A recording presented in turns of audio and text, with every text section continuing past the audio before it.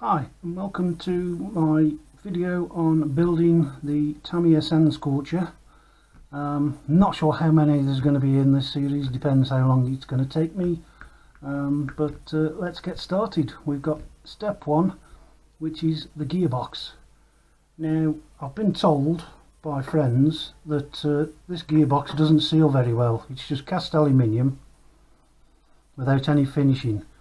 So I'm not sure if you can see there, if we get the light reflected off it. What I've done is I've just gone over with a bit of sandpaper, very fine sandpaper, just to try and get a bit of an edge on that side of the gearbox. The other side, unfortunately, we've got this great big lip here, so without some sort of milling equipment I've got no chance of really doing any better finish on that, so I've basically left that. So let's get cracking.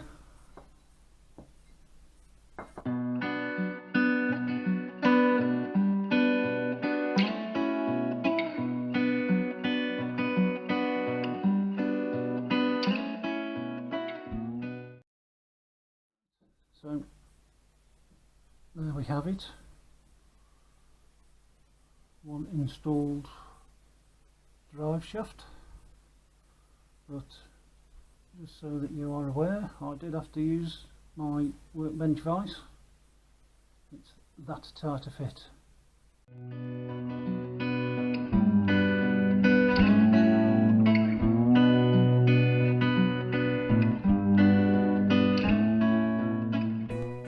Right, as with all my models, I do actually use a paintbrush to put the grease on, just to try and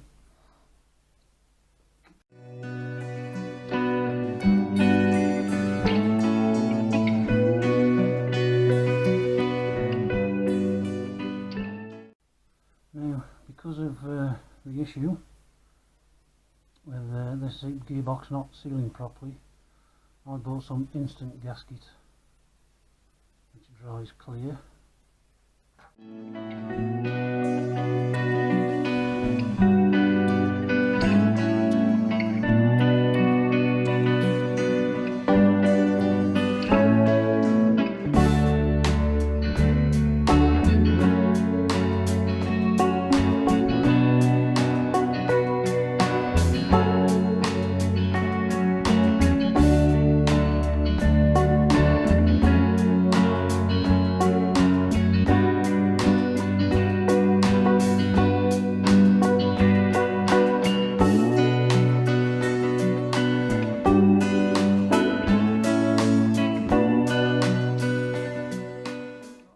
So step two is adding these torsion bars. Now, from watching other thorns, I believe this is quite a tricky process to line this flat edge up with the grub screw. So I've not seen anybody showing it, so let's give it a go.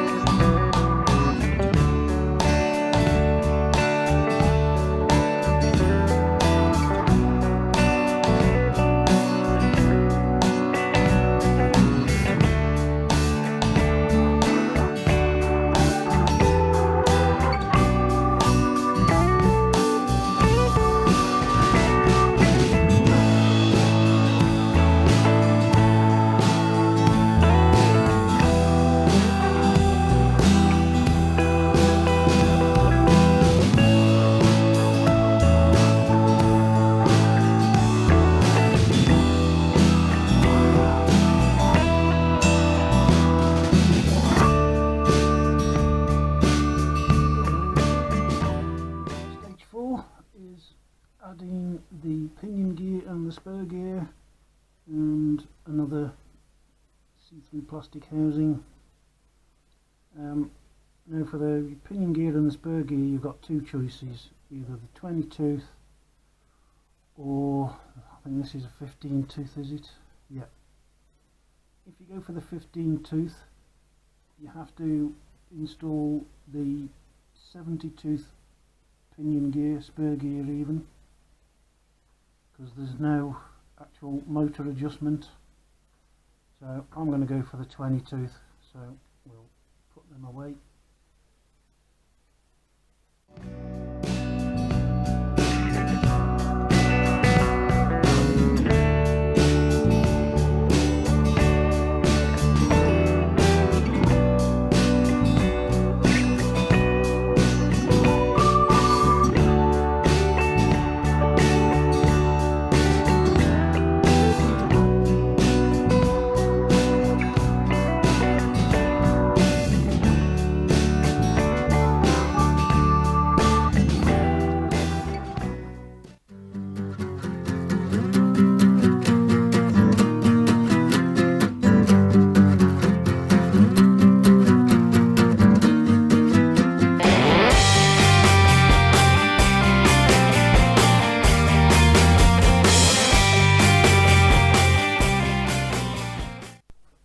Okay, so step 6 and 7 is building and filling the shocks, as you can see there. So we'll start off with step 6.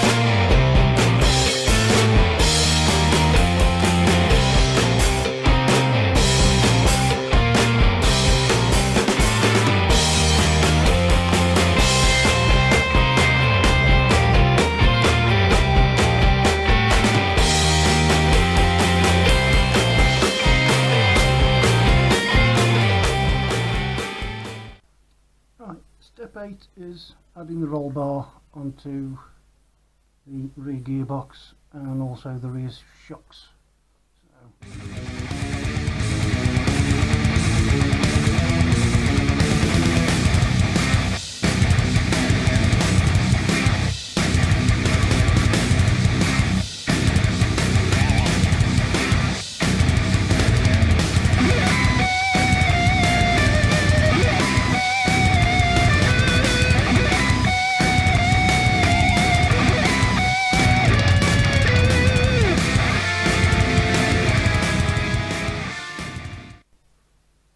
To mention before we move on to step 9 is, in this case, the shorter shocks go on the rear, which is something new to me. I don't know about anybody else, but normally on these buggies from Tamiya, the longer shocks always go on the back. Right, step 9 is mounting this fiberglass reinforced plastic carbon fibre effect chassis plate with the aluminium chassis plate to the motor assembly.